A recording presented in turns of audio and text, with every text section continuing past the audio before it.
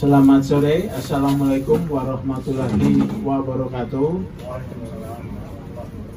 Terima kasih untuk kehadiran teman-teman media yang hadir hari ini, yang kami undang untuk meliput rilis akhir tahun IPW tahun 2023. Rilis ini nanti dibagi dua sesi ya. Sesi pertama saya akan membacakan rilis ini, kalau bisa saya singkat karena teman-teman sudah mendapat semua. Dalam rilis ini tentu tidak lengkap, tetapi intinya ada. Yang kedua, nanti teman-teman bisa bertanya, ada hal-hal yang memang tidak dimasukkan dalam rilis ini, ya, misalnya soal netralitas polisi, ya. Itu kalau ada yang mau bertanya nanti silahkan. Jadi seperti itu ya. Baik, saya akan bacakan aja. Siaran pers catatan akhir tahun IPW 2023. Tuntutan masyarakat agar anggota Polri sebagai insan bayangkara untuk bersikap profesional dan adil adalah harga mati, sehingga anggota Polri dapat memberikan layanan memelihara keamanan, ketertiban masyarakat, dan juga perlindungan serta pengayoman, dan terlebih penting juga adalah penegakan hukum dapat dijalankan dengan baik, dapat memberikan keadilan. Di akhir tahun 2023 ada satu survei Kompas yang di luar dugaan sama sekali. Hasil survei Kompas, dan belum ada yang bisa membantah dengan survei lain, bahwa kepuasan masyarakat terhadap Polri mencapai angka 87% dalam hal pelayanannya. Kemudian 80% untuk penegakan hukum. Ya, survei Kompas. Tentunya survei ini adalah survei yang harus dipertanggungjawabkan dan dipertahankan oleh Polri di bawah kepemimpinan Jenderal Polisi Listio Sigit Prabowo. Dipertanggungjawabkan artinya adalah bahwa survei Kompas tersebut dapat diterima oleh masyarakat bahwa demikian kinerja kepolisian, ya, dan dipertahankan di tahun 2024 agar tingkat kepuasan masyarakat seperti di dalam survei tersebut, ya. Karena pertanggungjawaban ini penting sesuai dengan tugas Polri, ya. Di dalam kode etik diatur tentang kewajiban menjalankan tugas secara profesional, proporsional, dan prosedural. Kemudian menampilkan sikap teladan, ketaatan pada hukum, kejujuran, keadilan, serta menghormati hak asasi manusia di dalam pelaksanaan tugasnya. Dan lebih penting juga adalah mendahulukan peran, tugas, dan wewenang tanggung jawab sesuai dengan ketentuan peraturan perundang-undangan. Apakah survei Kompas tersebut 87% masyarakat puas terhadap pelayanan Polri dan 80% puas terhadap penegakan hukum oleh Polri telah terkorelasi dengan ketentuan kode etik ini. Dengan jumlah anggota 450.000 lebih, dan juga janji Pak Kapolri ketika diangkat sebagai Kapolri di dalam satu proses fit and proper test di depan DPR tahun 2021, Januari 2021, ya, untuk berjanji memotong kepala ikan busuk dan juga menyatakan hukum tidak tajam ke bawah dan tumpul ke atas. Apakah survei Kompas 87% ini mewakili spirit tersebut? Ternyata IPW juga mencatat, ya, bahwa survei Kompas tersebut memiliki korelasi ya. Pengaduan kepada IPW tahun 2022 itu ada 127 pengaduan. Sementara di 2023 ini ada 79 pengaduan ya. Juga ketika IPW melakukan tindak lanjut atas pengaduan masyarakat dengan 3 metode. Satu, langsung menghubungi pimpinan atau atasan dari anggota polisi yang diduga melanggar ya. Yang kedua, membuat surat kepada atasan yang diduga anggotanya melanggar. Ketiga, melalui rilis. Respon daripada Polri cukup baik ya. Kita tidak memiliki angka ya, tapi respon cukup baik gitu. IPW juga melakukan satu pendalaman ya. Pendalaman mengapa survei ini begitu tinggi, 87% untuk pelayanan Polri dan juga kepuasan 80% untuk penegakan hukum. Ternyata ada satu peraturan Kepala Kepolisian Polri nomor 2 tahun 2022 yang diteken pada 16 Maret 2022 terkait dengan pengawasan melekat di lingkungan Polri ya. Di dalam perkap ini diatur kewajiban atasan melakukan pengawasan melekat, bahkan bila atasan tidak melakukan pengawasan melekat akan diberikan sanksi sesuai aturan. Ini bisa tuh menjadi catatan ini. Apabila atasan tidak melakukan pengawasan melekat akan diberikan sanksi sesuai aturan. Pengawasan melekat ini dilakukan dengan tatap muka dan juga dengan pemanfaatan teknologi informasi. Kegiatan waskat dilakukan dengan pemberian arahan, asistensi, inspeksi, supervisi, monitoring, dan evaluasi. Dalam pengawasan melekat tersebut, atasan menerima informasi perilaku bawahan bersumber dari beberapa sumber, yaitu pengawas eksternal, dalam hal ini adalah Kompolnas ya. Kemudian masyarakat melalui pengaduan masyarakat Dumas, atau melalui media massa, melalui pemberitaan, karena di polisi ada pemantauan media elektronik atau medsos ya, medsos.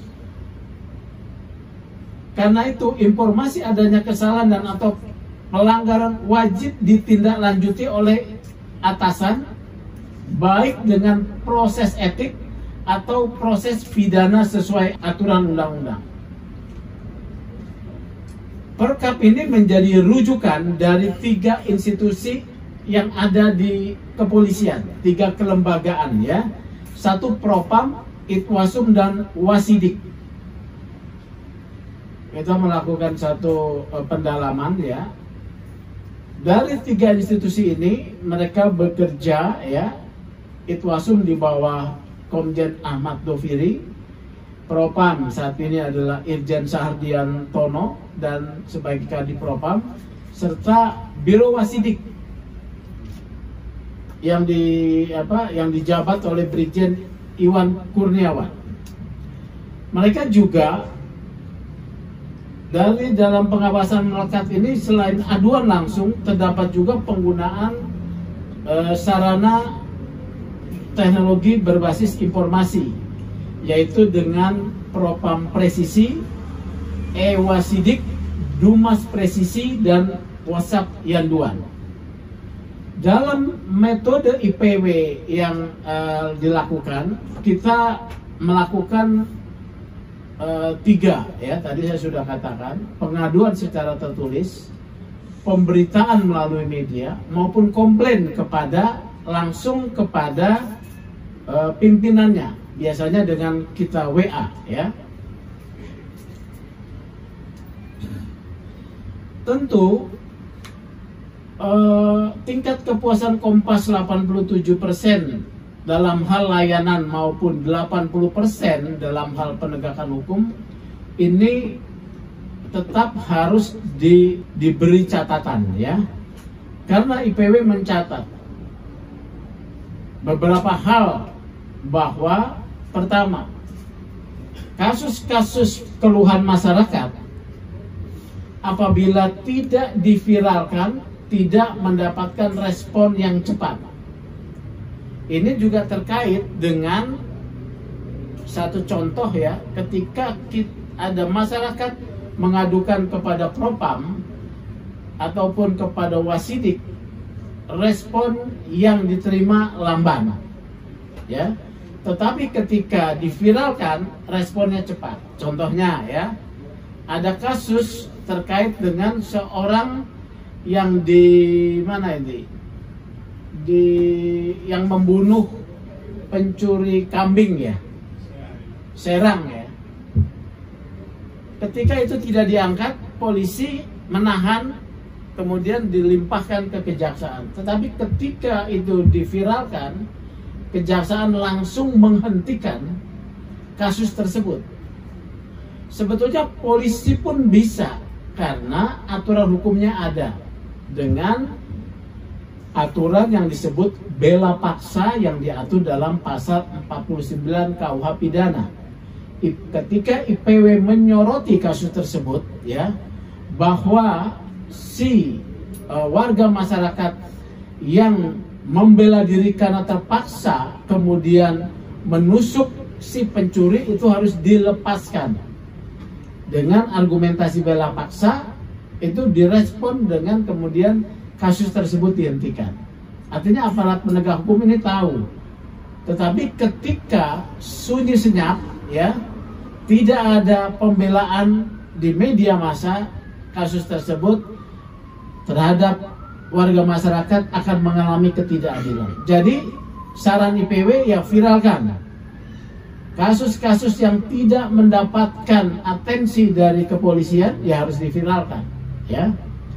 Itu yang pertama. Yang kedua, IPW pun mencatat dalam kaitan kasus-kasus anggota masyarakat yang berhadapan dengan pemilik modal ya, dengan pemilik modal besar, masyarakat ketika bersengketa akan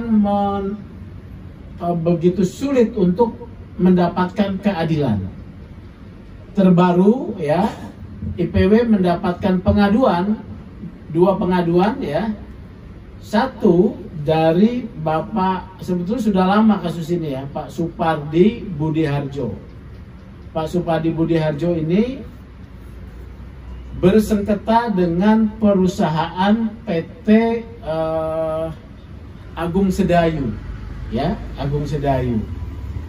Nah sekarang saya mendengar Pak Budiharjo dalam proses hukumnya divonis ya 2 tahun.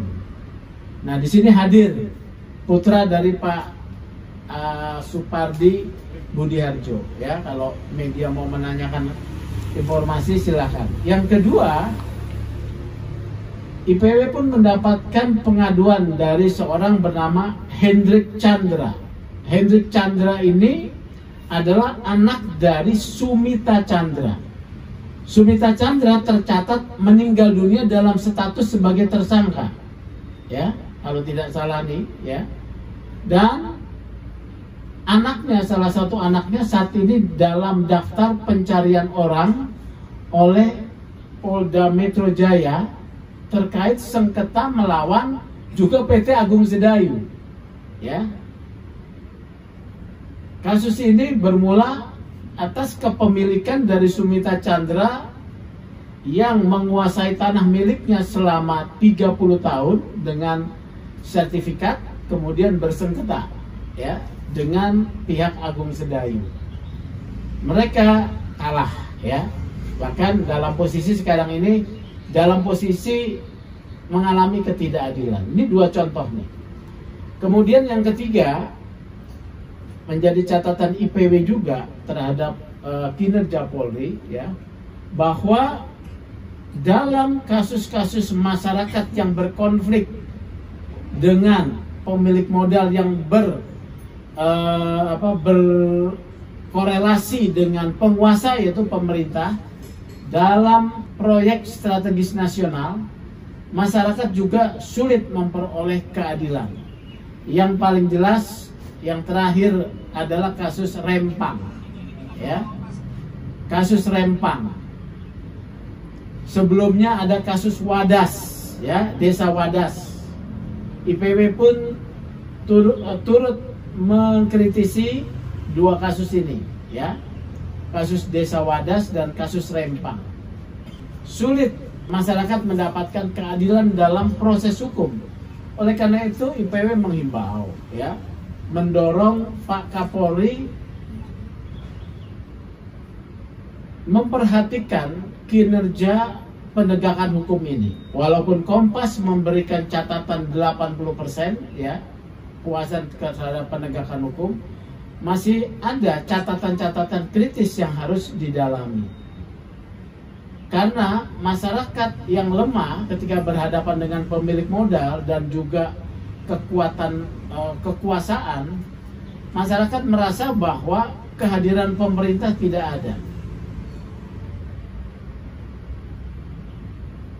Nah, ini yang menjadi satu catatan penting. Catatan terakhir adalah, walaupun ini satu bentuk apresiasi, ya, memang, tetapi juga IPW menghendaki bahwa Pak Kapolri yang dengan 87 dan 80% ini memang bekerja secara sistemik, ya, menggunakan sistem pengawasan. Dan juga memang sikap humanis yang ditampilkan. Tetapi lebih penting dari situ adalah bagaimana Polri memberikan keadilan. Regulasi tentang kode etik, ya, memberikan panduan untuk bersikap profesional dan juga adil telah ada. Ini yang tinggal diimplementasikan. Jadi demikian kira-kira rilis dari IPW, ya. Atau kalau ada hal-hal lain yang ditanyakan, misalnya tadi yang soal saya sebutkan, ya, silakan saja ditanyakan. Terima kasih.